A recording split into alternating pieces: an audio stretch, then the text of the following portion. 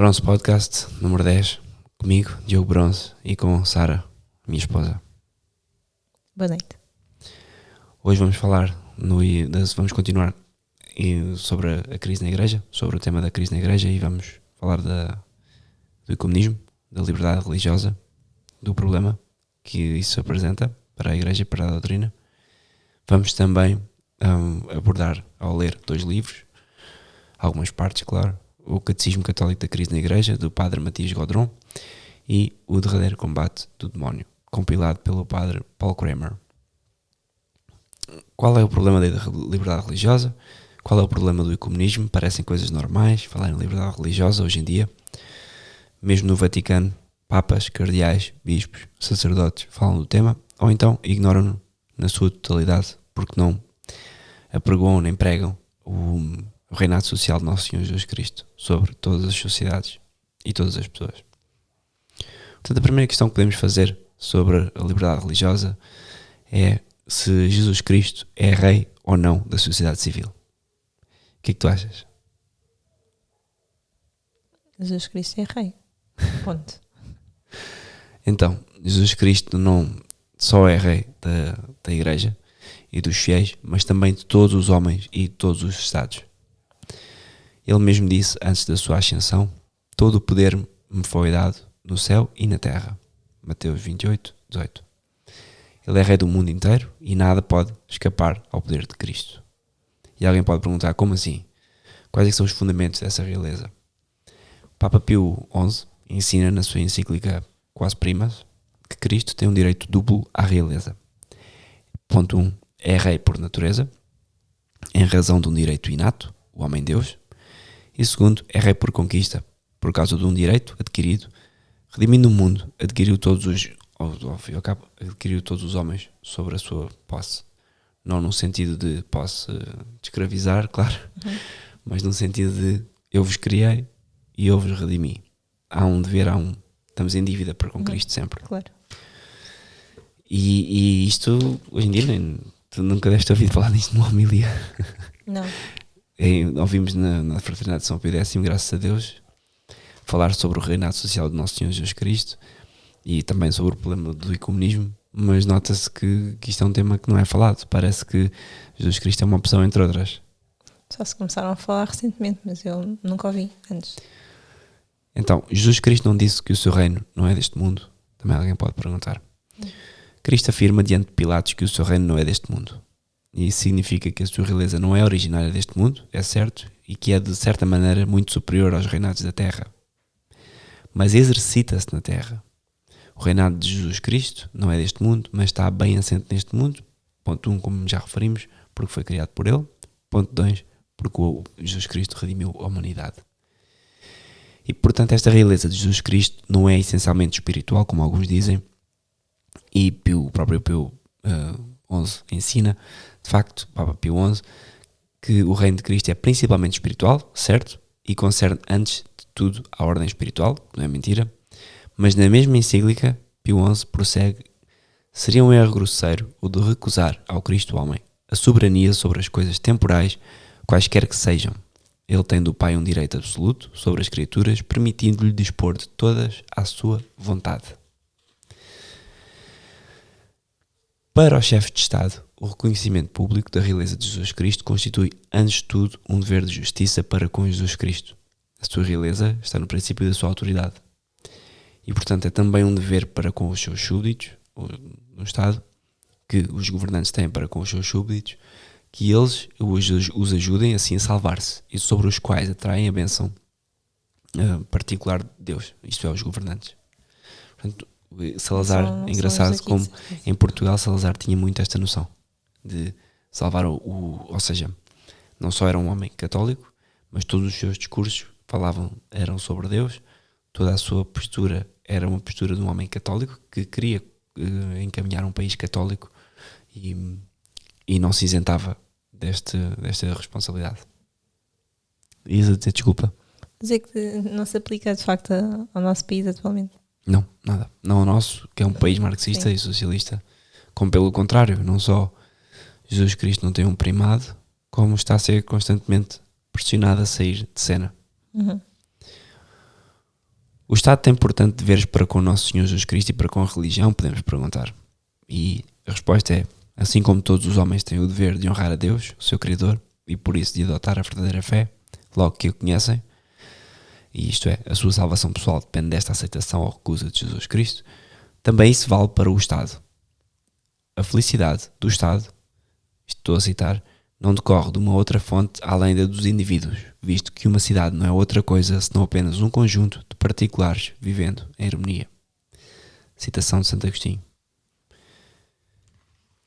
Portanto, onde é que vamos buscar esta ideia? Parece que eu estou a citar Pio XI e que isto não está fundamentado em lado nenhum, mas não é verdade. O que é que dizem os padres da Igreja acerca disto? Santo Agostinho diz, cito, cada um serve Deus à sua maneira, aquele como homem, aquele outro como rei. Como homem, sirvamo-lo com uma vida piedosa e fiel. Enquanto rei, sirvamo-lo sancionando com rigor, convenientemente, através das leis, prescrevendo o bem e reprimindo o mal. Ezequias serviu assim, destruindo as florestas e o templo consagrado aos cultos dos ídolos. Foi assim que também Josias atuou, Dários, dando a Daniel a permissão de destruir os ídolos. Eis como os reis, em qualidade de rei, servem a Deus, quando fazem para o seu serviço o que podem fazer os reis. Citação de Santo Agostinho, carta 185, capítulo 5. Numa outra passagem, diz-nos Santo Agostinho, é atuando assim que os reis, enquanto reis, servem a Deus, ordenando o bem no seu reinado e proibindo o mal, não só no que importa à sociedade humana, mas também no que importa à divina religião. Continuando, chamamos felizes os príncipes que fazem reinar a justiça, que se servem do seu poder sobretudo para difundir o verdadeiro culto do Senhor e fazer servidores fiéis da sua majestade soberana, que temem a Deus, amam-no e adoram-no. Ok, então onde é que agora aqui se põe a questão da liberdade religiosa? Pronto, então o que é que acontece? Estamos aqui a falar de que de Santo Agostinho há um dever, a humanidade está em dívida, quer queira, quer não queira, para com Jesus Cristo. Primeiro porque fomos todos criados por Deus, Nosso Senhor, e segundo porque Deus novamente redimiu a humanidade. Novamente não, redimiu a humanidade. Sim. Portanto há uma espécie de duplo direito de Deus sobre as pessoas. A liberdade religiosa, onde o problema da liberdade religiosa é que, ao menos da Igreja pronunciar que uma pessoa ateia diga isso, fala sobre a liberdade religiosa, eu não tenho dúvidas porque a pessoa não sabe o que é que está a dizer, não conhece Cristo. Que a Igreja Católica assuma que a liberdade religiosa é um direito, temos um problema. Porque a Igreja Católica, supostamente, e começando pelo Papa, Cardeais, o Vigário de Cristo, que faz o que Cristo fez, e que o próprio Cristo mencionou que não queria mudar uma só parte da lei. E que o dever do Vigário de Cristo é precisamente repercutir na história e reproduzir tudo aquilo que Cristo ensinou, que os apóstolos ensinaram e que os apóstolos transmitiram aos seus bispos. Sim, e sucessivamente. E portanto o problema da liberdade religiosa é que coloca todo esse trabalho num vazio. No sentido em que tudo isto que nós estamos a fazer é apenas uma escolha entre várias. Certo, como a nossa religião pode ser a nossa, como pode ser outra qualquer, como Sim. se fossem todas as verdadeiras. Exatamente. E o problema é esse, é que, e depois não só, eu acho que vai dar para perceber com as perguntas que eu escolhi qual é que é o grande problema, mas o grande problema sem dúvida é que a liberdade religiosa parece que é uma coisa bonita, que estás a dizer às pessoas, há uma liberdade para escolher o que queres e nós não obrigamos ninguém a acreditar em Cristo. E isto é verdade, a Igreja não obriga ninguém a acreditar em Cristo. Obviamente. Agora a Igreja não pode dizer é que as pessoas são livres de escolher o erro e especialmente de escolher o demónio, porque isso é um erro da Igreja. Se a Igreja disser isso, está errada. Quando muitos o disserem, tenho que dizer, para isso há consequências graves, que é o inferno, muito possivelmente. Claro. Não é? Dizer isso com essa leveza de vocês podem escolher à vontade que há salvação em todas as religiões, isso é que é grave, de facto. A Igreja não utiliza essa linguagem. Uma coisa dos modernistas é que eles não dizem isso. Não há salvação em todas as igrejas. Eles nunca vão pronunciar diretamente o erro. Porque se as pessoas ouvissem isso, as pessoas ficavam, isto não pode ser.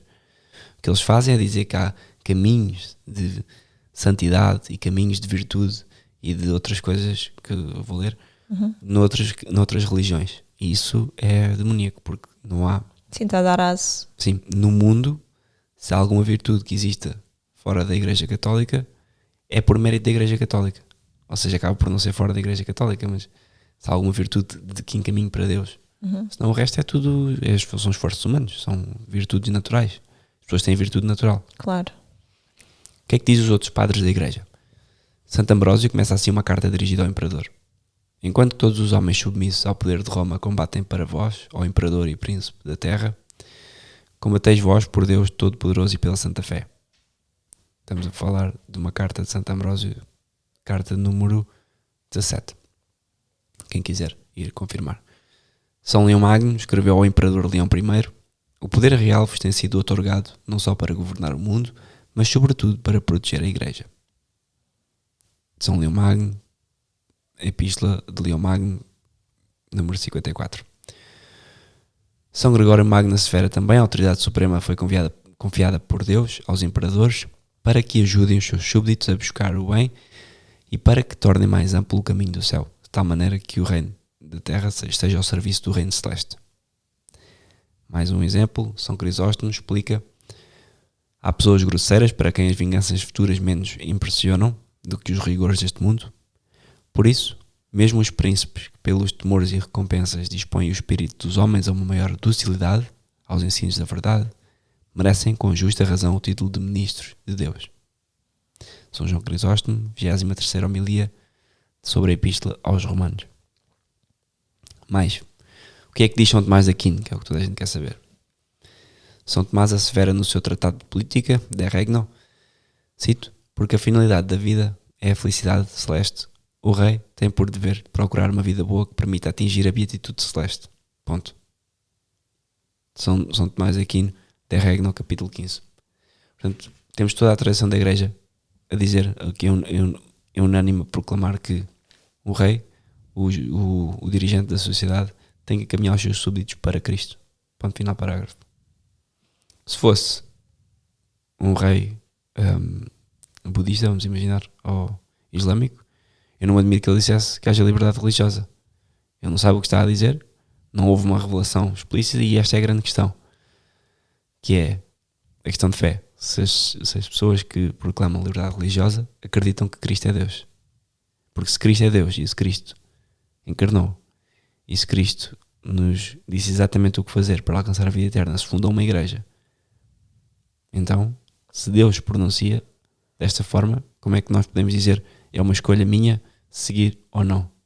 Eu que sou criado por Ele, eu que sou redimido por Ele.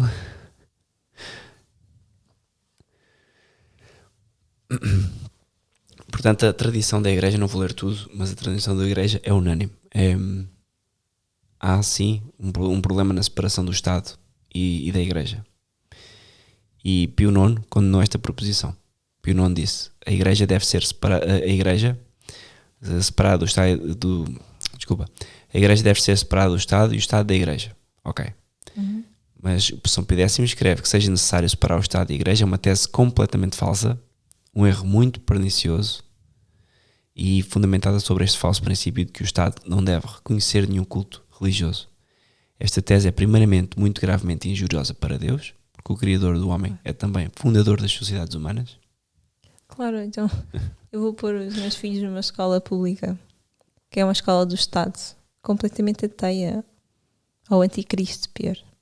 Não só é ateia, é anticristo. Exatamente, que é pior ainda. Portanto, claro, se o Estado não tem os valores católicos, os cristãos, minimamente, claro que se vai haver graves problemas no futuro, em especial a partir dos nossos filhos, das gerações dos nossos filhos para a frente. E isso é exatamente essa se questão. vê das nossas gerações, desculpa. Nós como pais e os governantes como pais também, ao fim e ao cabo, dos seus súbditos, é isso. Qual é o nosso dever como pais? Levar os nossos filhos ao céu. Ponto. Depois nós entregamos a educação deles.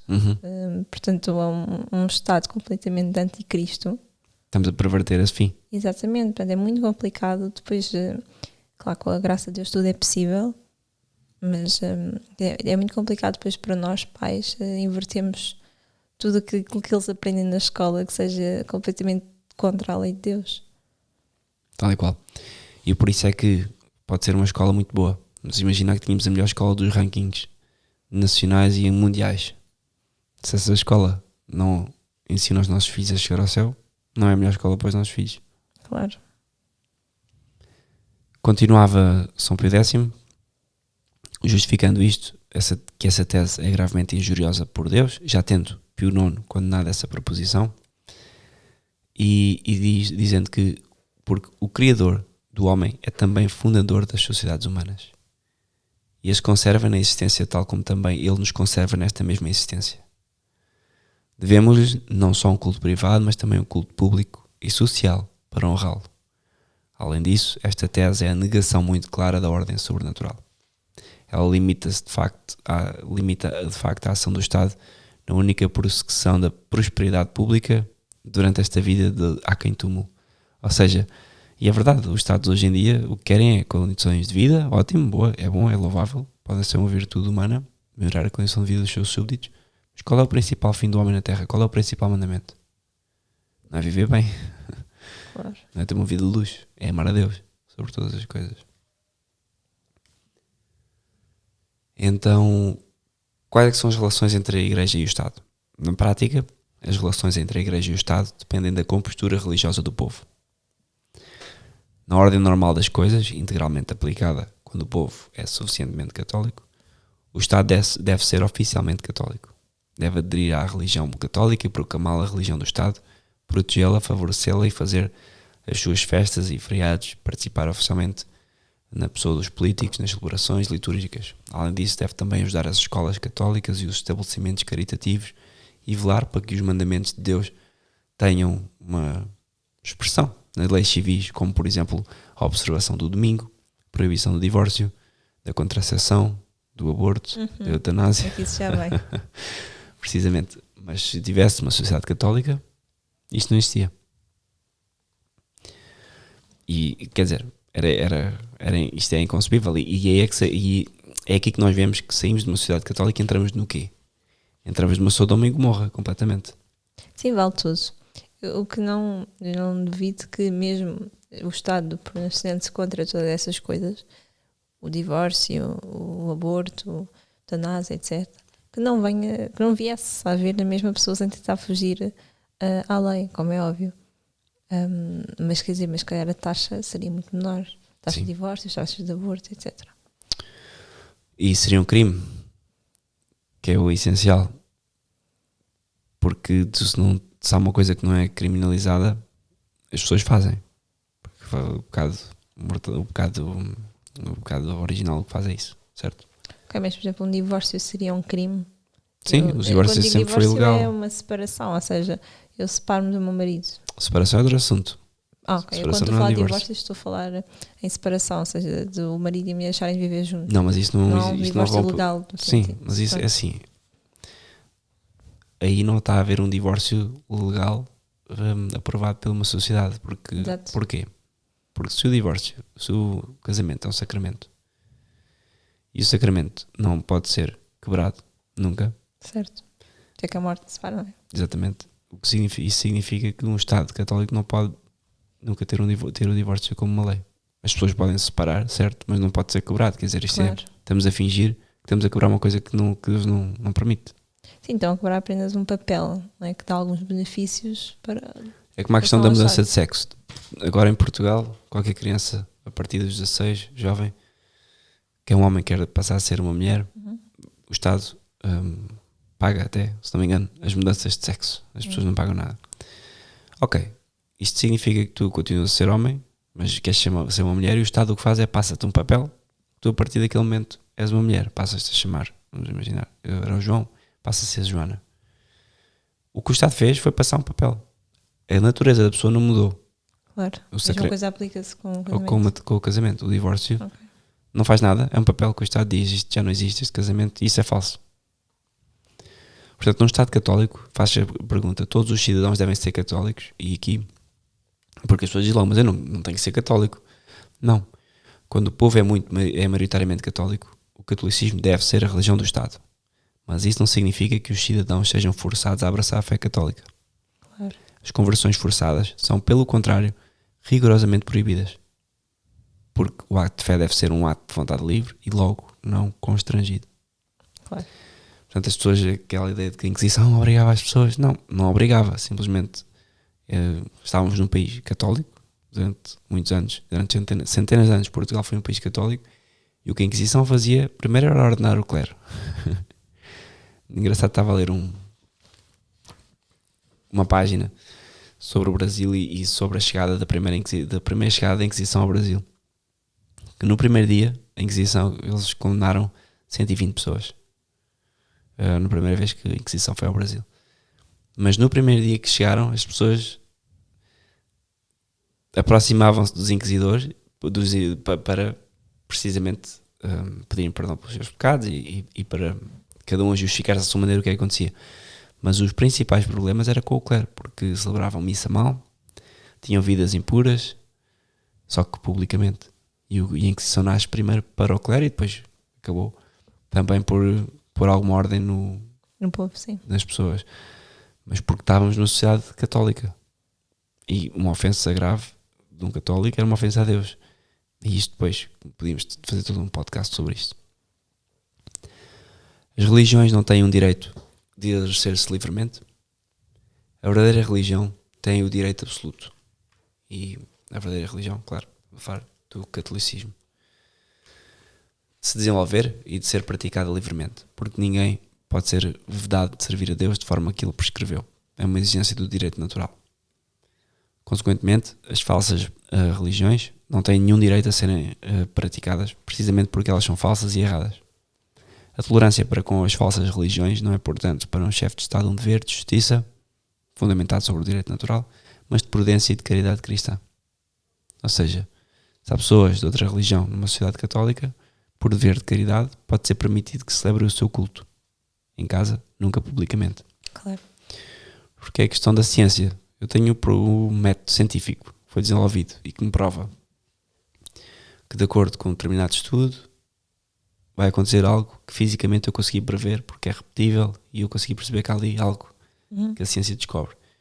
Depois de eu descobrir esta evidência, eu não posso simplesmente passar a acreditar numa coisa falsa quando Deus é igual. Ou seja, não há liberdade para acreditar no errado. E mesmo que num país que seja maioritariamente católico hajam pessoas hindus, por exemplo, por caridade cristã, pode ser possível deixá-los celebrar o seu culto em casa, nunca em público. E portanto, o que é que ensina o Vaticano II sobre a liberdade religiosa? A Declaração do Vaticano II sobre a liberdade religiosa, Dignitatis Humanae, número 2, afirma, cito: o Concílio Vaticano II declara que a pessoa humana tem direito à liberdade religiosa. Esta liberdade consiste em que todos os homens devem ser isentos de todos os constrangimentos da parte tanto dos indivíduos como dos grupos sociais e de qualquer poder humano que seja, de tal maneira que em matéria religiosa nenhum seja forçado de agir contra a sua consciência, nem impedido de agir nos justos limites, segundo a sua consciência, em privado como em público, sozinho ou associado a outros. Em privado como em público. Está aqui o erro. Portanto, como é que o Vaticano II nos diz isto, contrariando séculos e séculos de experiência? E o que é que podemos concluir deste texto? Primeiro, que o Vaticano II não diz somente que ninguém seja constrangido a crer, que a Igreja sempre ensinou, certo? Mas também pretende que a pessoa não pode ser impedida de exercer o culto da sua escolha. Ou seja, ela não pode ser impedida de exercer o seu culto. Em seguida, isso é capital, que o Vaticano II não fala apenas de tolerância, mas reconhece aos seguidores das outras religiões um verdadeiro direito natural a não serem impedidos de exercer o seu culto. Problema. Direito natural como? Se vocês são criados por Deus. Certo. Se Cristo é Deus, então não há hipótese, não há direito natural. Como é que eu digo? Vamos imaginar, eu como filho tenho o dever de obedecer ao meu pai, porque cresci com ele e estou em casa dele. É a mesma coisa do que um filho desobedecer ao pai e eu agora dizer ao meu filho: não, tu tens o direito natural de me desobedecer. Não tem. Certo, faz sentido, sim. Enfim, que este direito não concerne unicamente ao exercício privado, mas expressamente ao exercício público e à propaganda da religião. O Vaticano II promove, portanto, o que a Igreja sempre condenou anteriormente.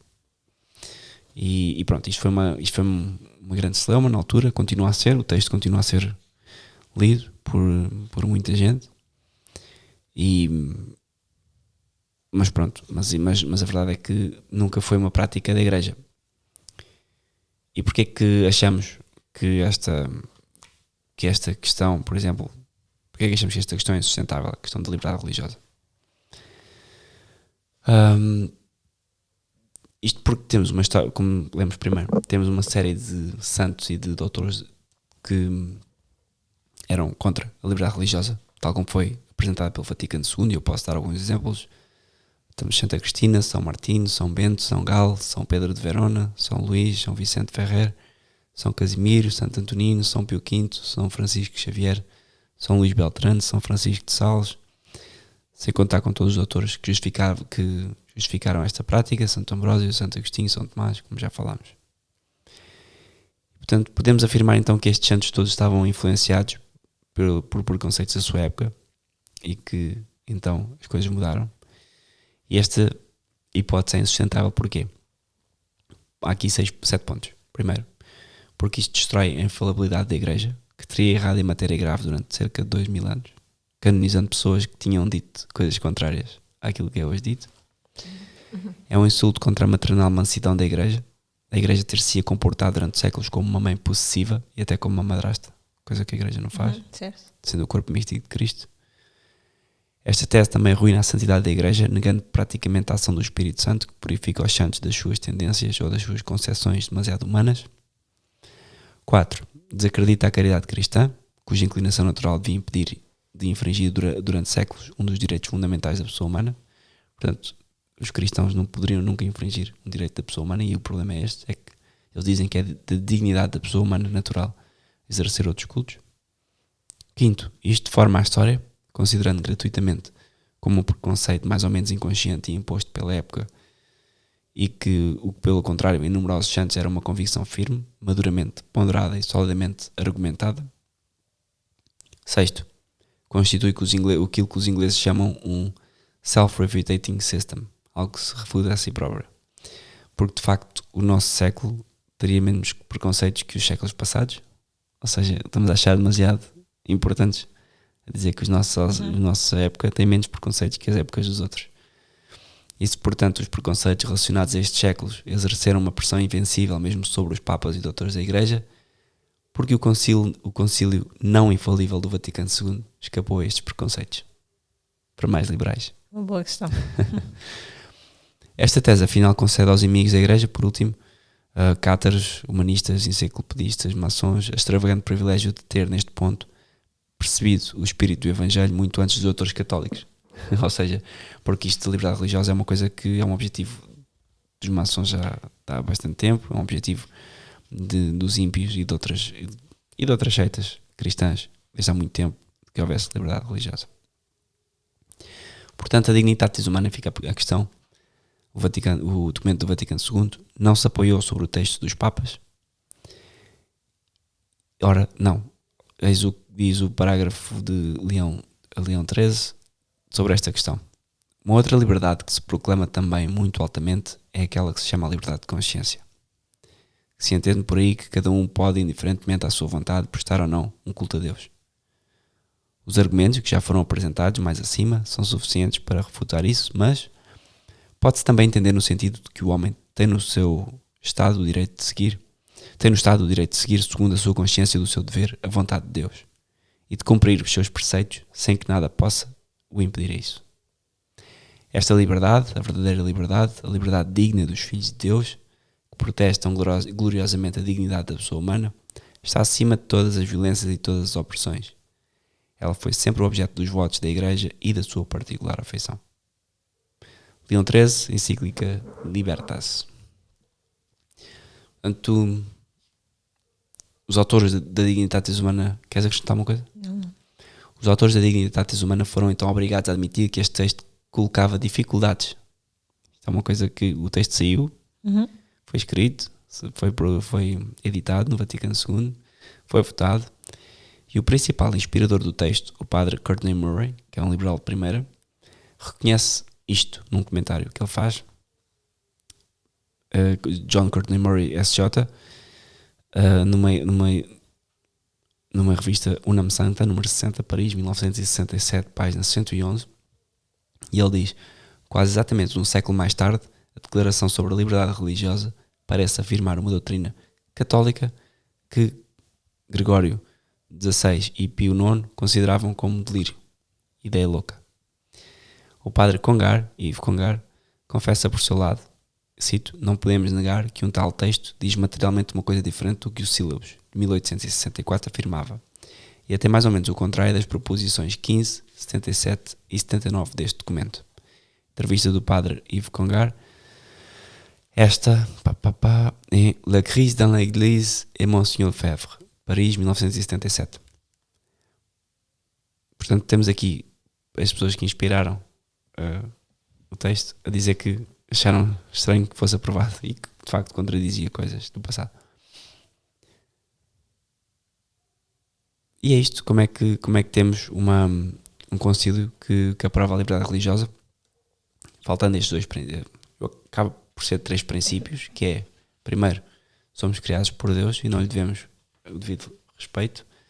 Segundo, fomos redimidos por Deus e não lhe devemos o devido respeito. E terceiro, Cristo, que encarna sendo Deus e que funda uma igreja, e nós parece que estamos a desconsiderar isso e não vamos por outros caminhos feitos por nós, homens. É verdade. É mesmo isso, eu acho que é mesmo desconsiderar. É, quer dizer, é surreal. Como é que o Vaticano II tentou justificar a liberdade religiosa? Então, o decreto sobre a liberdade religiosa assentava na dignidade da pessoa humana. O Concílio declara, além disso, cito, que o direito à liberdade religiosa tem o seu fundamento na dignidade da pessoa humana, tal como a fizeram conhecer a palavra de Deus e a própria razão. Isto é tirado de Dignitatis Humanae número 2. Porquê é que os autores deste texto querem fundamentar o direito à liberdade religiosa na dignidade da pessoa humana? Ora, para contornar as diferentes condenações já fulminadas pela Igreja, nomeadamente contra a ideia de que o erro teria direitos, era necessário então encontrar a liberdade religiosa, para a liberdade religiosa um fundamento novo. Tentaram então considerar as coisas do ponto de vista das pessoas. Para aderir livremente à verdade religiosa, as pessoas devem ser isentas de todo o constrangimento em matéria religiosa. O que é que podemos pensar desta argumentação? É uma tentativa de diversão. Ou seja, e é isto que é impressionante, eu já vou ler daqui a pouco, porque nós notamos neste tipo de argumentação e de dar a volta à questão aquela gênese comunista de criar pena sobre os outros, de criar um meia-culpa da Igreja sobre quem nos lê. Quase como a Igreja tivesse que pedir desculpa por Deus ter encarnado e dizer verdades duras de ouvir. Mas é. Porque o que acontece é que quando eles utilizam esta linguagem de liberdade humana, da pessoa humana, da dignidade humana, o que eles estão a fazer é, coitadas das pessoas têm liberdade de escolher quem... Claro que sim, há uma liberdade inata, há uma dignidade humana que é inata das pessoas, ninguém a tira. Não podemos é dizer que as pessoas têm liberdade para prestar culto a deuses falsos. Porque é falso. As pessoas foram criadas e redimidas por Jesus Cristo. Jesus Cristo fundou uma igreja. Qual é a parte da Bíblia e do Novo Testamento que os católicos não compreendem? Que os papas e os teólogos que escreveram isto não compreendem que têm que louvar a Deus. Ponto. A liberdade religiosa não seria uma consequência da liberdade do homem? Podemos perguntar. A liberdade não é um valor absoluto. Como nós vemos agora, estamos em quarentena permanente em Portugal. Mas pronto, estamos em quarentena não como... Permanente, bom. Sim. Fala o que vale. Mas não estamos em quarentena por mando de Deus. Mas ainda assim a igreja obedece. É isso que eu acho engraçado. Estes bispos... Antes quer alguém dizer... Antes de haver quarentena, fecharam-se em casa. E os pastores de ovelhas ficaram fechados do curral. E achei a piada que foram os primeiros a fugir. Bandaram para trás da câmara do telefone. Ainda antes de ser decretada a quarentena. E depois vi o bispo do Porto, que é um... Pronto, ele sim é bispo do Porto. O senhor bispo do Porto a fazer um comentário de que as empresas agora não podem abandonar os trabalhadores. Porque, como é óbvio, as empresas, a maior parte das PMEs em Portugal e no mundo vão falir. Claro. E ele dizia que as empresas não podem despedir os trabalhadores porque estamos a viver uma situação nova. É preciso estar a viver no mundo da lua para dizer isto. Se ele quiser pagar os salários dos trabalhadores, tudo bem, ninguém despede. É impressionante. Ele acha que as empresas são o quê? Economicamente, não há muito Ele pensa que as empresas ganham dinheiro do ar? Sim, há que fazer contas de matemática. Não é? Se não há saldo positivo. Não há forma. Não há clientes, está tudo fechado em casa. Ele próprio fechou. O problema é que eu estou a condenar esta atitude. Porquê? Porque eles foram os primeiros a fugir e a fechar-se e a barricar-se em casa, não consumindo, e dizendo às pessoas, fechem-se. Ou seja, as empresas acabaram. As empresas que vivem das Exato. pessoas, né, que vão consumir à rua. E depois as empresas não podem fechar. O que é isto? Mas, no entanto, o que é que isso aparece? Eu li isto nas notícias e tinha muita gente a dizer, é verdade, esse senhor tem tanta razão. Não tem razão. Não tem, porque ele foi o primeiro cobarde a fechar-se em 4 paredes. E foi ele o primeiro a causar com este comportamento que as empresas falissem. Ou ele, porque é que ele, em vez de estar a falar das empresas não fecham a porta, porque é que ele não vai consumir às empresas? Eu gosto de dizer, se pagar os salários dos empregados, claro que ninguém vai despedir agora. Nem precisa de pagar o salário, consuma. Em vez de se fechar em 4 portas, sai à rua e compra um café, compra um livro, estimula o comércio, que foi por isso que as empresas vão fechar. Põe a gasolina. Sim, porque não há pessoas a comprar. Tal e qual. É uma hipocrisia. Mas pronto, mas ficou bem, porque... Pois, para a empresa fica bem, sim. Não, para a empresa não, para ele. A imprensa. Claro, desculpa. Ele, para a imprensa, claro, este homem está com uma ideia, isto é o marxismo. E tu notas que o marxismo é isto, é parecer bem. Criar a noção de pena e de que as pessoas são coitadas. Todos muito solidários uns com os outros. Mas depois no comportamento privado, claro, é o chamado marxista de iPhone. Nunca tinha ouvido isso.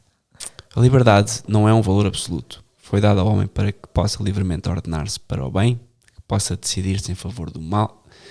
Que possa decidir-se em favor do mal é apenas uma consequência e, ao mesmo tempo, um abuso dessa liberdade. Mais precisamente, a liberdade não foi concedida ao homem para que se possa escolher entre o bem e o mal, mas apenas que se possa mover ele mesmo rumo ao bem. Isto é lindo. Ou seja, nós não temos nem sequer o direito de escolher o mal. O que acontece é que nós escolhemos o mal por defeito, pecado original, mas o que nós temos é a liberdade de rumar ao bem. E rumando ao bem, vamos praticando o mal, mesmo sem querer. Carta de Leão XIII. Libertas prestantissima. Muito útil. Portanto é isto. Isto é a liberdade religiosa. Eu agora, há aqui uma parte sobre a festa de Cristo Rei, que também foi iluminada, ou seja, a liturgia, a nova doutrina introduzida pelo Vaticano II. Reflete-se também na liturgia. No missal de 69, a festa de Cristo Rei foi transferida do último domingo de outubro para o último domingo do ano litúrgico, para significar que o reino do Cristo Rei apenas chegará no fim dos tempos e que não pode ser e não deve realizar-se por agora. Ou seja, é a noção litúrgica da coisa. Foi tirado do hino de vésperas desta festa as 3 estrofes que falavam do reino de Cristo sobre a sociedade. Quando se reza as vésperas, no breviário, havia 3 estrofes que falavam sobre o reinado de Cristo na sociedade já, hoje, não é no fim dos tempos, como eles querem indicar. E as estrofes diziam: uma multidão criminosa grita, não queremos que o Cristo reine, mas nós aclamamos-vos como o Rei Supremo de todos. Que os chefes das nações vos honrem, que os chefes das nações vos honrem como um culto público, que mestres e juízes vos venerem, que as leis e as artes exprimam a vossa realeza, que as bandeiras se glorifiquem de ver-se consagradas a vós, submetei-vos também sobre o vosso jugo suave. A pátria e todos os nossos lares. Isto foi eliminado. Porque não se pode dizer. Não se pode dizer que Cristo reina sobre a sociedade. Que isto é crime. Então vamos às consequências da liberdade religiosa antes de passar para o ecumenismo. Quais as consequências da liberdade religiosa? A primeira consequência da liberdade religiosa, apregoada pelo Vaticano II, foi que os poucos Estados ainda católicos mudassem as suas constituições, enquanto que os Estados muçulmanos e protestantes, por exemplo, permanecem confessionais no erro. A liberdade religiosa levou os últimos Estados católicos a laicizarem-se e a provocar uma descristianização cada vez mais acentuada da sociedade. Como se conferem os mesmos direitos a todos os erros, a verdadeira fé desaparece cada vez mais. O homem, que pela sua natureza decaída se inclina geralmente a seguir a via mais fácil, precisa da ajuda das instituições católicas. Numa sociedade toda marcada pela fé católica, mais homens salvarão a sua alma do que numa sociedade em que a religião é um assunto privado e a Igreja verdadeiramente deve coexistir ao lado de inúmeras seitas que gozam dos mesmos direitos que ela. Portanto, isto é completamente... Ou seja... Pô, tudo no mesmo saco. Tudo. É completamente surreal. Mas o que é surreal? Eu não me admirava que numa sociedade comunista isto acontecesse. Porque se eu estivesse na Rússia, em 1917, e me dissessem, ok, a Igreja Católica é só mais um, eu compreendia. Pronto, ok. Agora, a Igreja dizer que há o direito de fazer outras coisas é no mínimo estranho ou não? Então, que julgamento se deve configurar sobre o ecumenismo segundo a fé católica? E isto acho que podemos já passar para o ecumenismo, porque chegamos se calhar melhor, o que é que se entende então por ecumenismo? Pronto. Sim. Mais a definição, sim. Certo. Muita gente não sabe, de certeza. Então o que é? Porque já, até agora falámos da liberdade religiosa e de como isso trouxe problemas à igreja, às sociedades, e de como isso ao fim e ao cabo também, uma heresia em si própria. O que é que se entende por ecumenismo? O nome ecumenismo designa um movimento que nasceu do século XIX nos não católicos e que tem por finalidade a colaboração e a aproximação de diversas confissões cristãs. É um movimento que não era católico. Este movimento conduziu em 1948 à fundação do Conselho Ecuménico das Igrejas. Este Conselho, vou agora ler o que é o Conselho, define-se como uma comunidade de igrejas que reconhece o Cristo como Deus e Salvador. Boa. As confissões religiosas que fazem parte dela permanecem independentes, o Conselho fica sem autoridade nenhuma sobre elas e elas podem aceitar ou recusar à vontade as decisões dele. Nem é necessário que neste Conselho cada membro reconheça as outras comunidades como igrejas no sentido estrito. A Igreja Católica não é membro deste Conselho, mas tem-se aproximado muito dele. Então, isto foi um movimento fundado por confissões por não católicos. Ora, isto é uma coisa que eu não sabia. Sim. A mesma forma de espírito deste movimento conduziu em seguida à aproximação das religiões não cristãs. Ou seja, foi o passo seguinte. Primeiro começámos por nos aproximar dos protestantes e quando é ao contrário, quer dizer, os protestantes é que têm que se aproximar da Igreja Católica, que foi a Igreja fundada por Cristo. Isto não há volta a dar. De onde é que vem este termo? Ecumenismo significa universal. O padre Boyer explica: o renovado emprego do termo ecumenismo é devido ao facto de que os protestantes, querendo designar uma universalidade e achando o termo católico já ao serviço da Igreja Romana, escolheram o seu equivalente, ecumenismo. Portanto, o que temos aqui é um movimento completamente ou protestante ou que não foi começado por católicos. Podemos encontrar então uma verdadeira posição da Igreja sobre o ecumenismo? Podemos. A posição da Igreja sobre o ecumenismo é exprimida na encíclica Mortalium Animos, 1928. O seu autor, Papa Pio XI, diz: sabendo perfeitamente que é extremamente raro encontrar homens absolutamente desprovidos de sentido religioso, acalentam a esperança de que se poderiam facilmente levar os povos, ao grado das suas dissensões religiosas, a unirem-se na profissão de algumas doutrinas admitidas como fundamento comum da vida espiritual. Em consequência, organizam congressos, reuniões, conferências, frequentadas por um número assaz avultado de ouvintes. Convidam às discussões todos os homens, indistintamente, os infiéis de todas as categorias, os fiéis e até os que têm a desgraça de se separar de Cristo ou que negam asperamente e obstinadamente a divindade da sua natureza e da sua missão. Tais esforços não têm nenhum direito a serem aprovados pelos católicos porque se assentam na opinião errada que todas as religiões são mais ou menos boas e louváveis, no entanto, aliás, no sentido que elas revelam e traduzem todas igualmente, apesar de uma maneira mais ou menos diferente, o sentimento natural e inato que leva a Deus e nos inclina com respeito diante da sua omnipotência. E isto é o ecumenismo. Ao fim e ao cabo é aquela coisa do feel good. É a igreja do está-se bem. Cristo é um caminho para Deus. Mas os ecumenistas não vão à missa e não comungam? Sim. E não fazem uma vida espiritual como os católicos? Sim, fazem. Vê, isto começa com um movimento fora da Igreja Católica. O que começa a acontecer é que na Igreja Católica começou a haver algum tipo de interferência, ou seja, começaram os movimentos ecuménicos a aproximar da Igreja e até que houve infiltração deste tipo de raciocínios na Igreja. E a verdade é que depois isto acaba no tal decreto da liberdade religiosa, de uma forma mais vingada, e depois começa-se a esticar aqui a corda do ecumenismo, porque depois este ecumenismo, como significa universal, acaba por dar para um pouco para tudo.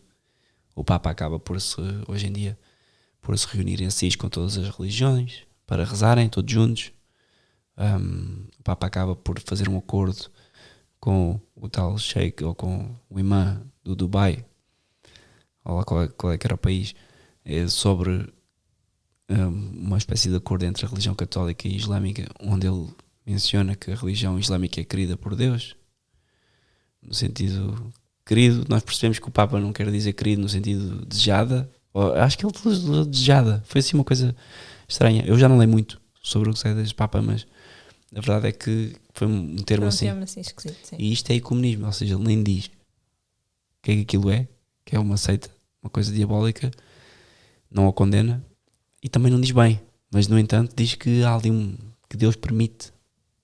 Aliás, ele nem diz permite, ele diz mesmo deixa, se não me engano. Uma coisa assim. Bom,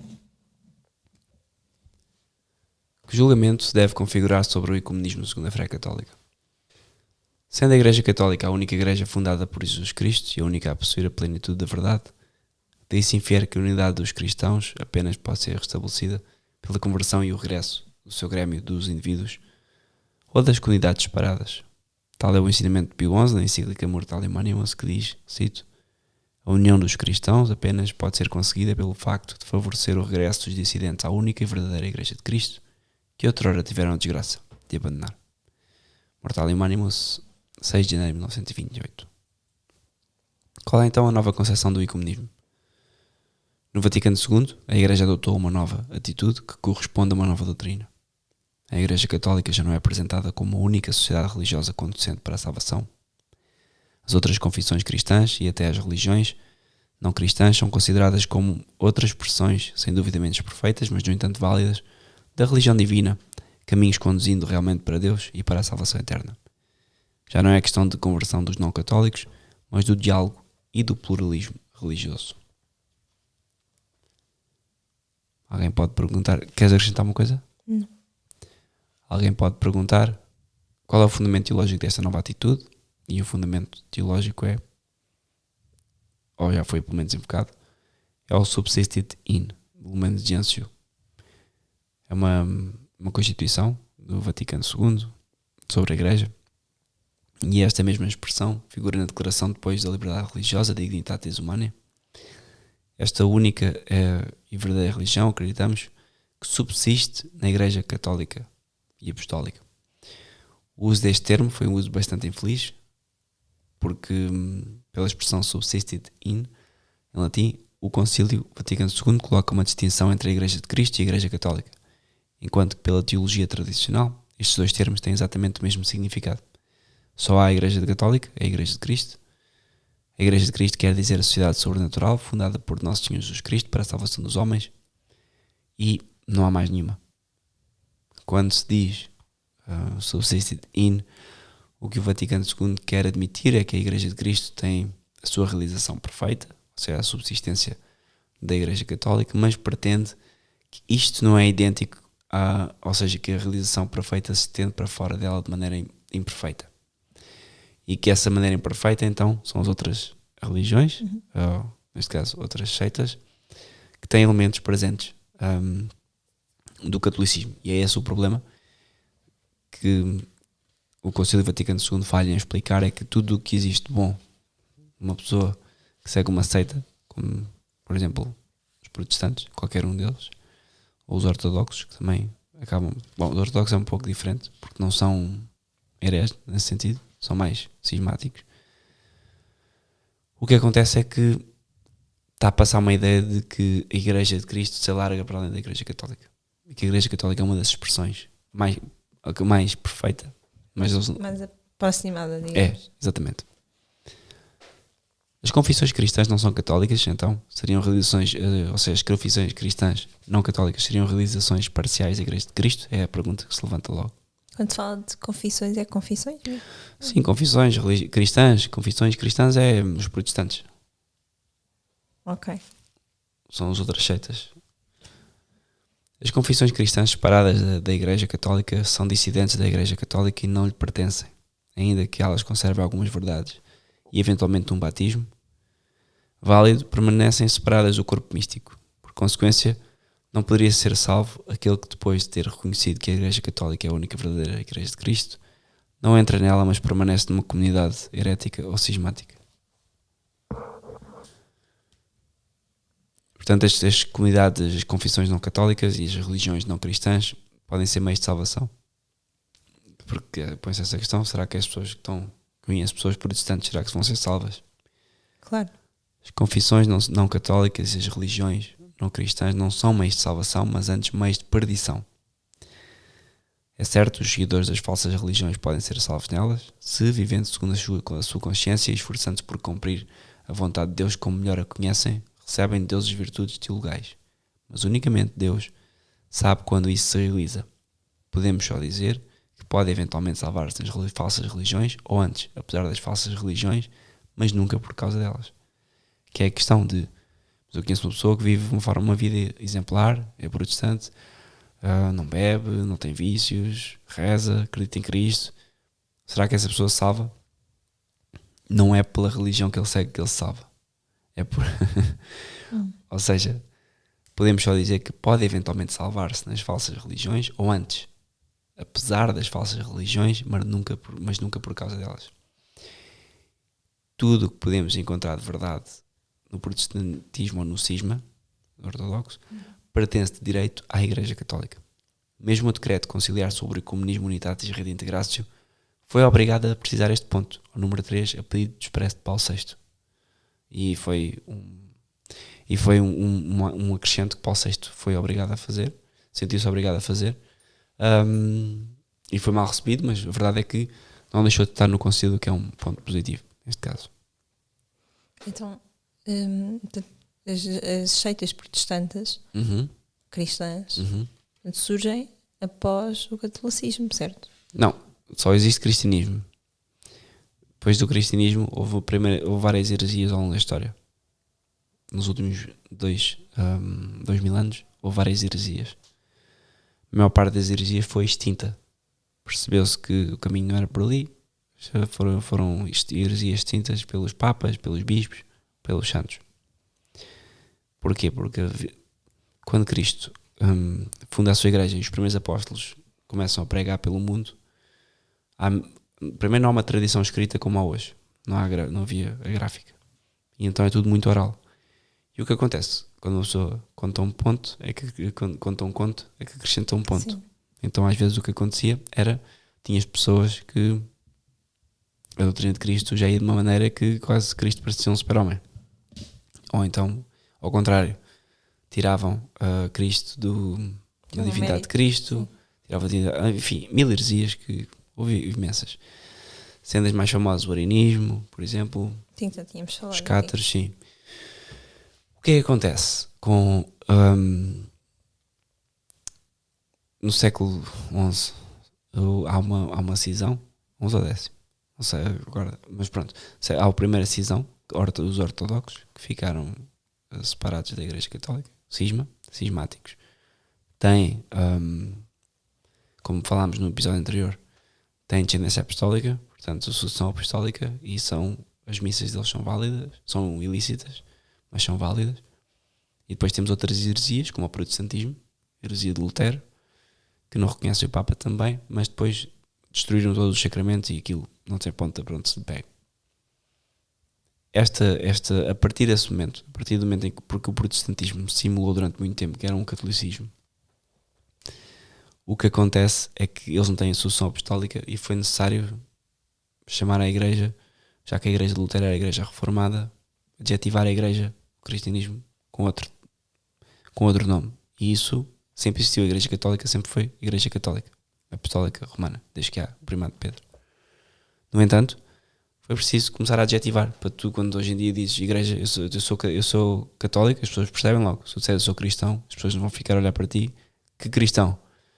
E então utiliza o adjetivo. Mas há inúmeras seitas. Agora, o catolicismo é a igreja de Cristo, acabou. E pronto, quer acrescentar mais alguma coisa aqui? Tinha não? Só essa questão. Está bem. Pronto, o ecumenismo então, o que acontece é que o ecumenismo começa a tratar, tal como a liberdade religiosa, começa a tratar a Igreja de Cristo como uma opção entre outras, e isto promovido pela própria Igreja.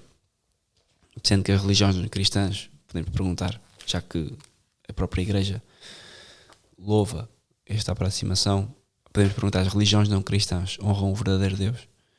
E as religiões cristãs não honram o verdadeiro Deus. O verdadeiro Deus é de facto o Deus trinitário que se revelou no Antigo Testamento e sobretudo no Novo pelo seu Filho Jesus Cristo. Aquele que renega ao Filho não tem o Pai, segundo diz o próprio Cristo. Ninguém chega ao meu Pai a não ser que seja por mim.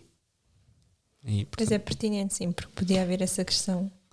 Bom, para nós é claro, mas já há pessoas que podem confundir, sim. Já que o Deus é o mesmo Deus e só muda de pequeninas coisas na prática, mas não é. E há textos da Igreja onde dizem claramente que os muçulmanos adoram o mesmo Deus que nós. E não é. Não tem nada a ver. Eles não acreditam no Deus trinitário. O nosso Deus é trinitário. Não há nada semelhante. Porventura todos os homens serão salvos automaticamente por Cristo? Porque põe-se essa questão, não é? Já que Cristo é só... Os protestantes têm aquela noção do... Aliás, os protestantes, e não só, eu acho que a maioria das pessoas hoje em dia no New Age tem esta noção de que Deus no fim salva todos e vamos todos para o paraíso. Cada um vive à sua maneira e pronto. Temos aqui todos uns a portar-se melhor, outros a portar-se pior e é tudo igual. Mas no fim vamos ser todos amigos. Muito bem. É uma ilusão maçónica. Portanto, fica a pergunta: portanto, todos os homens serão salvos automaticamente por Cristo? E a resposta é: Cristo morreu por todos os homens no sentido em que todos têm a possibilidade de obter a salvação. Ninguém está fora desta possibilidade. Mas para ser salvo, de facto, o homem deve aceitar a graça que o Cristo lhe mereceu e lhe concede. Se ele recusa a oferta, mantém-se num estado de perdição e será condenado eternamente. E, portanto, como reagir perante o encontro de Assis? Eu estava há bocado a falar. O Papa encontra-se com muçulmanos, hindus, budistas. O encontro das religiões em Assis, que começou a 27 de outubro de 86, foi um escândalo sem precedentes, levando as almas para o erro. Foi também uma falta contra o primeiro mandamento de Deus: sou o Senhor teu Deus, não terás ao lado de mim outros deuses além de mim. Nunca a Igreja foi tão humilhada como quando o Papa se colocou ao mesmo nível de que os outros chefes de todas as religiões e todas as seitas. O Papa deu assim a impressão de que a Igreja Católica seria apenas uma comunidade religiosa, entre muitas outras, com o dever de trabalharem juntas para o estabelecimento da paz sobre a Terra. Aquele tal conceito maçónico, luciferiano até. Uma maçonaria é um braço armado dos luciferianos. E é o que acaba... o mais evidente, pelo menos. E aqui o que acaba que proclamam esta fraternidade, que proclamam a paz na Terra, no mundo, como se além daquela pudesse haver outra paz, além daquela que resulta da conversão dos homens de Cristo à sua Igreja. Não formeis com os infiéis um vínculo incongruente. Qual união pode existir entre a luz e as trevas? Qual entendimento entre Cristo e Belial? Qual associação entre o fiel e o infiel? Qual acordo entre o templo de Deus e os ídolos? Isto diz-nos São Paulo, 2 Coríntios 6. Portanto, novamente, com a tradição, João Paulo II tentou justificar a sua iniciativa várias vezes e particularmente no discurso que deu aos cardeais no dia 22 de dezembro de 86. E é notável que neste discurso de 22 de dezembro de 86 o Papa se refere 35 vezes ao Vaticano II sem mencionar nenhum outro texto magisterial. Ou seja, ele estava, porque houve alguma impressão da parte dos cardeais sobre o encontro, e ele afirma nomeadamente que achava apropriada de leitura para entender um tão grande evento, brotou do ensinamento do Vaticano II. E diz: o evento de Assis pode ser ainda assim considerado como uma ilustração visível, uma lição em ato, uma catequese inteligível para todos, como o facto que pressuponha e significa o compromisso ecuménico e um empenho para o diálogo interreligioso, recomendado e promovido pelo Concílio Vaticano II. Portanto, ele próprio, isto é uma bola de neve. O Concílio Vaticano II faz o Papa João Paulo II, e o Paulo II alimenta o Concílio Vaticano II, e eles andam aqui nesta bola de neve já há mais de 50 anos. Mas nós cá estamos, firmes, sempre, para também defender a verdade de Cristo. Quais é que são? Vamos chegar, já dissemos quais é que são as consequências da liberdade religiosa. Quais é que são as consequências do ecumenismo? As consequências do ecumenismo são a indiferença religiosa e a ruína das missões. É hoje uma opinião geralmente difundida dentre os católicos que é possível a salvação em qualquer religião. o apostolado missionário já não faz, portanto, sentido nenhum, e acontece até muitas vezes que se recusa a aceitar na igreja membros de outras religiões, que porém querem se converter. A atividade missionária torna-se uma ajuda ao desenvolvimento, uma ONG, e isso encontra-se em oposição flagrante com a ordem de Nosso Senhor. Cito: "Ide e ensinai por todas as nações, batizando-os em nome do Pai, do Filho e do Espírito Santo, ensinando-lhes a observar tudo o que vos tenha mandado." Mateus 28:19, e isto é bem difícil, diferente de ir por todas as nações e matar a fome a toda a gente, ou fazer com que as pessoas possam todas viver com mais qualidade de vida. Sem dúvida, a caridade cristã pressupõe que tínhamos que ajudar os povos, pressupõe que tínhamos que ajudar o próximo, mas primeiro é batizar. Não é como hoje, é o contrário. Primeiro mata-se a fome e depois batiza-se. Como assim? Primeiro a fome. Se há fome, o problema não há de ser de certeza com a arranjar comida que a pessoa vai mudar. Porque se há fome há algum problema, ou há guerra, porque a terra tem recursos naturais. As pessoas não pensam que a fome vem do ar. Se há fome é porque há guerra, ou porque há algum problema económico, ou porque a pessoa não trabalha e nasceu num meio subdesenvolvido. Portanto, se calhar a falta de Cristo é que leva a isso. O pecado é que leva à guerra. O pecado é que leva à fome. O ecumenismo então não seria uma exigência da caridade fraternal, já que o católico está impelido a ser amigo do seu próximo e próximo do seu próximo. Sim, o ecumenismo, tal como está protagonizado pelo Vaticano II, não é uma exigência da caridade fraternal, mas um crime cometido contra ela. O verdadeiro amor exige de facto que se deseje e se faça o bem ao seu próximo. Em matéria religiosa, isso significa levar o seu próximo para a verdade. Era, portanto, um sinal de verdadeiro amor que davam os missionários, deixando os amigos e a pátria para ir pregar o Cristo em países estrangeiros, no meio de perigos e fadigas indizíveis. Muitos perderam a vida, vencidos pela doença, pelas violências. O ecumenismo, pelo contrário, deixa os homens nas suas falsas religiões e até os confirmam nesses erros. Abandonam-os, portanto, ao erro, ao imenso perigo da condenação eterna. Se esta atitude nova se encontra mais confortável do que o apostolado missionário, não é precisamente um sinal de caridade, mas antes um sinal de preguiça, indiferença e de respeito humano. E até cobardia. Os teólogos ecuménicos agem como os médicos que favorecem as ilusões de uma pessoa gravemente doente, em vez de avisá-la sobre a gravidade do seu estado e curá-la. E portanto é isto. Temos aqui ao fim e ao cabo um texto que nos diz, um sobre a liberdade religiosa e outro sobre o ecumenismo, quais os erros, quais os problemas, e acima de tudo eu salientava esta última parte, que é como é que um católico, que a coisa mais importante que tem para si e para o mundo é anunciar Nosso Senhor Jesus Cristo, se pode ocupar de, principalmente, primeiro estabelecer relações com falsas doutrinas, segundo, mesmo com uma boa intenção, estabelecimento de ONGs e de meios de sobrevivência das pessoas, que é essencial sem dúvida, mas há relatos de sacerdotes que vão para a Amazónia, vivem com os índios, vêm lá 30 anos depois e orgulham-se de nunca terem batizado ninguém, porque respeitaram as tradições locais. Portanto, então não foram lá fazer nada. Foram 30 anos a confirmar as pessoas no erro. E eles próprios, porque uma pessoa que diz isto passou 30 anos a viver no erro também. Então, agora a Sara já foi dormir.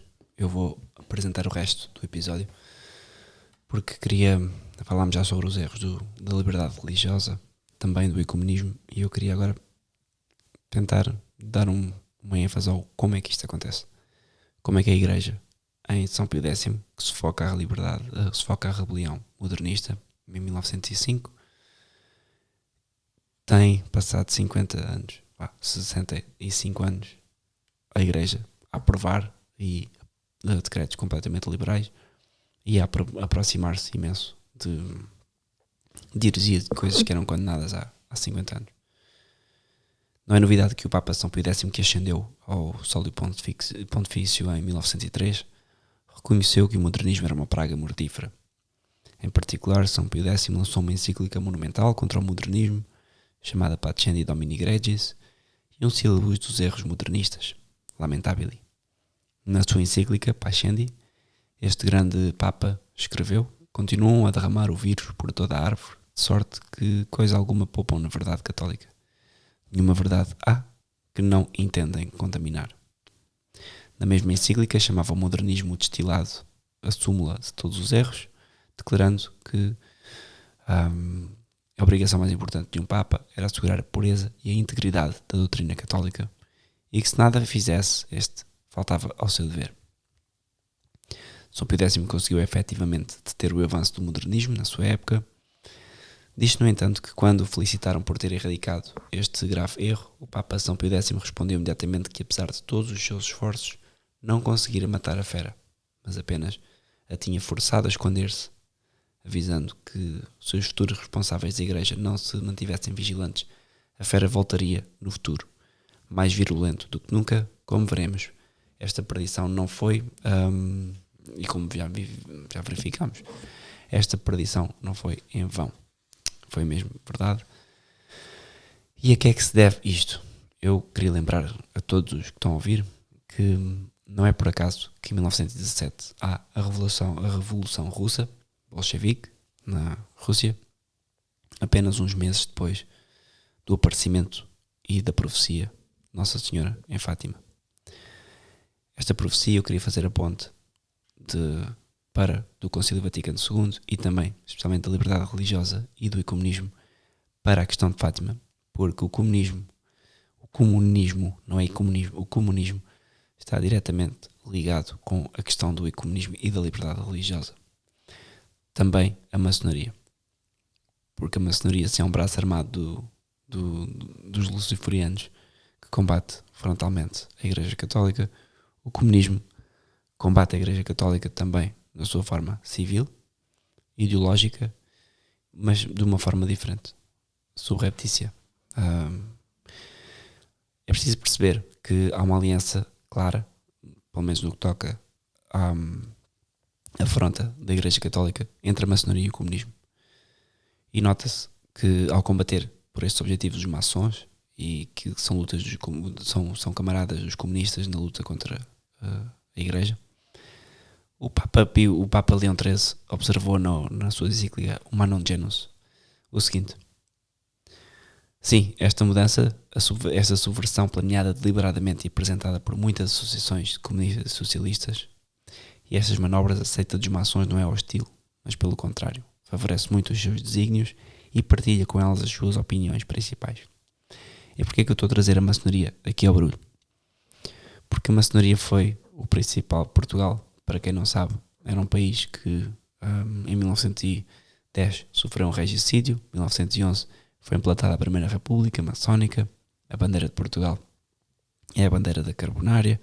Os primeiros presidentes, aliás, toda a Primeira República é marcada por maçons influentes que destruíram o país, tanto economicamente como ideologicamente e moralmente. E Nossa Senhora de Fátima aparece em Portugal em pleno regime maçónico. Os próprios pastorinhos foram, não digo agredidos, mas foram ameaçados, foram raptados por maçons. E, portanto, há aqui uma relação entre a maçonaria e o comunismo que eu queria trazer ao longo desta apresentação. Como vimos a saber de numerosas testemunhas independentes, a infiltração comunista na Igreja começou cedo, na década de 1930. O próprio Lenin, fundador do comunismo russo, declarou que nos anos 20 infiltraria a Igreja Católica, particularmente o Vaticano. A evidência histórica quanto a isto foi recentemente sumarizada no venerável periódico Christian Order, onde é dito: Douglas Hyde, ex-comunista e célebre convertido, revelou há muito tempo que nos anos 30 as chefias comunistas enviaram uma diretiva à escala mundial sobre a infiltração na Igreja Católica. E, no início da década de 50, a Sra. Bella Dodd, investiguem, também deu informações pormenorizadas sobre a subversão comunista da Igreja. Falando como antiga funcionária de destaque do Partido Comunista Americano, Bella Dodd disse, cito: nos anos 30 pusemos 1.100 homens no sacerdócio para subirem na hierarquia e ocupar posições de influência e autoridade, como monsenhores e bispos. Uma dúzia de anos antes do Vaticano II, ela declarou o seguinte: neste momento estão nos cargos mais altos da Igreja. Fim de citação. Como sublinhou a Christian Order, a existência de uma conspiração comunista para infiltrar a Igreja foi abundantemente confirmada não só pelos antigos comunistas Bella Dodd e Douglas Hyde, mas também por desertores soviéticos. O antigo oficial do KGB, Anatoly Golitsyn, que desertou em 1961 e em 1984 previu com 94% de precisão todos os espantosos acontecimentos ocorridos no Bloco Comunista, desde então àquela altura, confirmou há vários anos que a penetração da Igreja Católica, assim como de outras igrejas, fazia parte da linha geral do partido, na luta antirreligiosa. De facto, centenas de documentos passados para o Ocidente pelo antigo arquivista do KGB, Vassily Mitrokhin, e publicados em 1999, dizem o mesmo sobre o facto de o KGB cultivar as relações mais cordiais com os católicos, progressistas, claro, e financiar as suas atividades. Um dos órgãos esquerdistas identificados foi a pequena agência da imprensa católica italiana, Hadissa, que ao longo de décadas promoveu todas as causas ou reformas pós-conciliares imagináveis e cujo diretor foi nomeado do arquivo a Mitrokhin como um agente assalariado do KGB. A senhora Bela Dodd, por sua vez, que se converteu à fé poucos anos antes de morrer, era assessora jurídica do Partido Comunista dos Estados Unidos e prestou um depoimento volumoso sobre a infiltração comunista na Igreja e no Estado, perante a Comissão Parlamentar de Atividades Anti-Americanas. A Christian Order recorda o testemunho de um frade que ouviu uma dessas conferências da senhora Bela Dodd e diz o seguinte, cito, ouvi aquela mulher durante 4 horas e ela pôs-me os cabelos em pé. Tudo o que ela disse cumpriu-se à letra. Pensar-se-ia que ela era a maior profetisa do mundo. Mas ela não era profetisa, estava apenas a expor passo a passo o plano de combate da subversão comunista da Igreja Católica. Ela explicou que de todas as religiões do mundo, a Igreja Católica era a única temida pelos comunistas porque era o seu adversário mais eficaz. A ideia geral era destruir não a Igreja como instituição, mas antes a fé do povo e usar, mesmo a instituição católica, se possível para destruir a fé, por meio da promoção de uma pseudo-religião, qualquer coisa parecida com o catolicismo, mas que não era a autêntica doutrina. Logo que a fé fosse destruída, explicou ela, introduzir-se-ia na Igreja um complexo de culpa, para classificar a Igreja do passado como opressiva, autoritária, cheia de preconceitos, arrogante, ao afirmar-se como única possuidora de verdade e responsável pelas divisões da comunidade religiosa através de séculos. Para isso, seria necessário que os responsáveis da Igreja, envergonhados, adotassem uma abertura ao mundo e uma atitude mais flexível para com todas as religiões e filosofias. Os comunistas explorariam então esta abertura do ecumenismo e da liberdade religiosa para enfraquecer insidiosamente a Igreja. E portanto está feita aqui a ponte que eu queria trazer. A liberdade religiosa e o ecumenismo foram a porta de entrada precisamente para a infiltração de maçons e comunistas na Igreja Católica. Ora, se os inimigos da Igreja conseguissem ser bem-sucedidos nos seus planos, que acabámos de delinear, veríamos acontecer as seguintes coisas, segundo o Bela Dodd. Em primeiro lugar, haveria num concílio ecuménico uma convulsão de tal grandeza que todo o mundo compreenderia que a Igreja Católica tinha sofrido uma revolução que a alinharia com ideias modernas. Seria evidente para todos que tinha dado uma modernização da Igreja. Em primeiro lugar. Em segundo lugar, seria introduzir uma nova teologia que teria tendência a contradizer os ensinamentos anteriores. Em terceiro lugar, os próprios maçons e comunistas cantariam a sua vitória, acreditando que a Igreja Católica tinha finalmente visto luz em certos assuntos como o pluralismo, o Estado secular, a igualdade das religiões e quaisquer outros compromissos que tivessem sido atingidos. Em quarto lugar, como resultado desta subversão, a nova orientação da Igreja acabaria por se sobrepor aos próprios dogmas e tradições da Igreja nos seus ensinamentos e práticas, incluindo a mensagem de Fátima, e isto é muito importante, que teria que ser revista ou enterrada para se acomodar à nova orientação. Portanto, aquilo que eu queria trazer aqui neste podcast é não só o ecumenismo e a liberdade religiosa estão estritamente ligados com o caos e em que se encontra a Igreja agora, como também estão altamente relacionados com todo o desenvolvimento do segredo e do mistério de Fátima. Eu penso que seria quase necessário outro podcast para falar sobre isto. E aliás, penso que é isso que eu vou fazer. Eu vou parar agora. Vou continuar num podcast, num outro episódio, que gravarei já de seguida, mas vou publicar em separado. Porquê? Porque eu queria deixar bem patente o que é que acontece, qual é a relação entre Fátima e os maçons e os comunistas, e depois, por fim, a liberdade religiosa. Como este podcast já vai com 1 hora e qualquer coisa, vamos acabar aqui hoje e gravo já de seguida tudo e divido em 2 partes, senão vou obrigar as pessoas a ficarem 2 horas a ouvir um episódio.